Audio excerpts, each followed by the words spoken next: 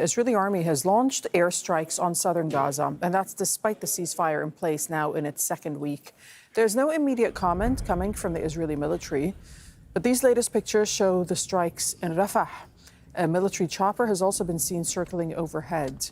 Nour Odeh joining us from Amman because the Israeli government has banned Al Jazeera from reporting in Israel and the occupied West Bank. So what more are we learning about this attack in Rafah? Well, Darine, let me start with the latest, which is that the Israeli Prime Minister has left a meeting of the cabinet to hold security consultations about that incident. Now, what actually transpired in Rafah? According to Israeli media reports, and again, as you said, we have no official account from the Israeli army or from Hamas, but the reports talk about fierce clashes, armed clashes between Hamas fighters and the Israeli military. There are also reports about a detonation of an improvised explosive device that created damage and injured soldiers in Rafah. Now, the background to all of this is the presence of an armed militia that was working with the Israeli army during the war, really reviled by the Palestinians and possibly wanted by Hamas. The accusation is that Hamas is trying to encircle that area, possibly get to them. But again,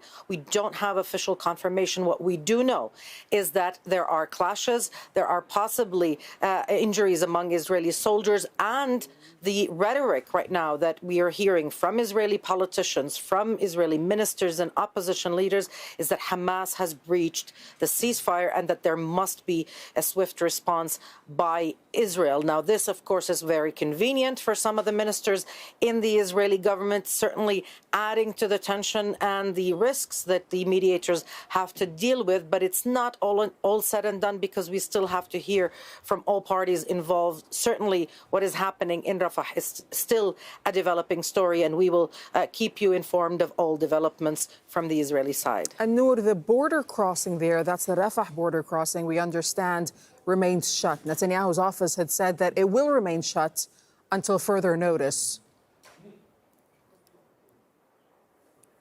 Yeah. He made that announcement shortly after the Palestinian embassy to Cairo issued a statement, instructions to Palestinians who were stuck outside of Gaza and wanting to come home, to return to Gaza, telling them what they needed to do, what the procedure would be for their imminent return. Of course, Israel has been manipulating the issue of the crossings, the issue of the entry of humanitarian assistance, using that leverage, that absolute control over the crossings, including, crucially, the Rafah crossing, to apply pressure. And the issue of the bodies of Israeli captives has been used as the pretext, the fact that Hamas has been unable to return all of the bodies. The accusation from the Israeli Prime Minister's office that Hamas could be returning more bodies than it is right now, even though the UN officials and other experts and the mediators themselves have admitted that retrieving the bodies, finding them, locating them, is going to be very difficult, first because of the millions of tons of rubble, Darine, but also because Israel, as we know, as we've seen now in the incident of Rafah, is still in control of over 50% of the Gaza Strip. Moving in Gaza is still risky business for civilians, but certainly for Hamas. Thank you so much, Nour Odeh, reporting from Amman.